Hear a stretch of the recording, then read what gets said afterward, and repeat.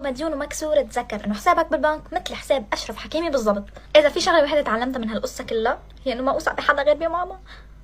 تعال معايا خليني اقول لك على اقوى اسيست عمله اشرف حكيمي في مسيرته. الصراحه كيفني على الاخر. زوجة اشرف حكيمي سوت معاه مشاكل وطلبت منه الطلاق، وما في دخان بدون نار. الظاهر انه اشرف حكيمي كان عارف هذا الشيء من اول، فقرر يسوي حركه يعني الصراحه ولا اروع. طلبت منه الطلاق، الان هم اتطلقوا. طيب تعال يا حبيبي يا اشرف، معروف النظام هنا يقول انه 50% بيني وبينك، املاكك تقسمها 50-50.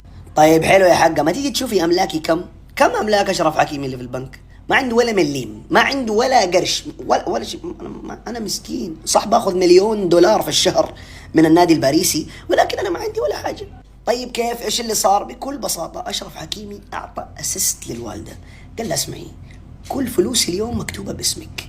كتب كل حاجه باسم امه، وهي يروح يقول لامه نبغى 50-50. ها، انا احب الشخص الواعي، احب الشخص اللي يفهم. زمن المغفلين انتهى يا يبا، قبل لا تتعشين عليه الريال تغدى عليك. اي فلوس، الفلوس والثروات وكلها عند الماما يا بابا، رايحه حق مين؟ حق مين؟ الريال عارفك فروم داي 1 وهو اكيد شاف كم من حركه منك، عرف العنوان، قال لا يا حبيبي، خير وسيله للهجوم، خير وسيله دفاع الهجوم. تغدى عليها قبل لا تعشى عليك، سوالها 1-2، عطاك صدمة العمر اللي قمتي. هاي الملخص.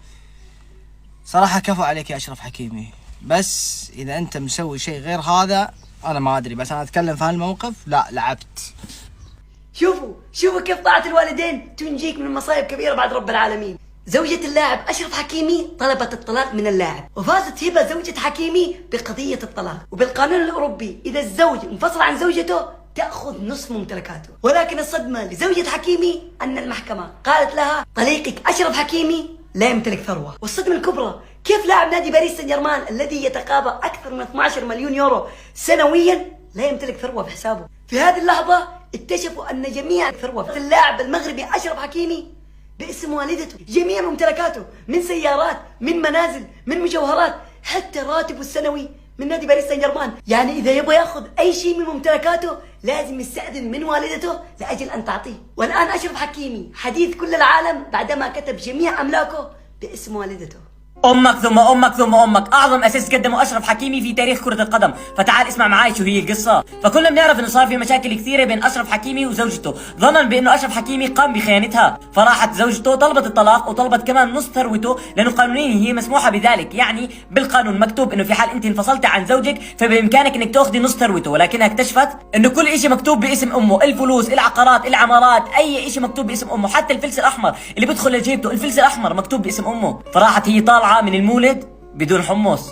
صدمة قوية لزوجة اللاعب أشرف حكيمي بعد ما طلبت منه الانفصال، طلبت مباشرة طلب محاميها بنص ثروة اللاعب. شوفوا سبحان الله، فانصدموا أن اللاعب أشرف حكيمي مسجل ثروته كلها باسم أمه ومنذ فترة طويلة جدا ولا أحد كان يعلم. طبعا هنا تورطت وكان هدفها أكبر من كذا. وهنا أقول دائما أعتقد أن اللاعب أشرف حكيمي طبعا بار بوالدته، ولكن هو أيضا ذكي. يعني أعتقد أنه كان يعرف أن هذه الإنسانة قد تتخلى عنه في أقرب موقف وفي أول لحظة، عشان كذا جعل كل شيء باسم والدته التي يعني بذلت الغالي والنفيس عشان تربيه وتعبت عليه وبذلت كل ما تستطيع وأخرجت هذا النجم الكبير. حكيمي عبد الحكيمي mes respects mon gars, tu es fort, tu as frappé me. Mama, I love you. Mama, I like you, love you, 40 to your 40 you. Hakimi.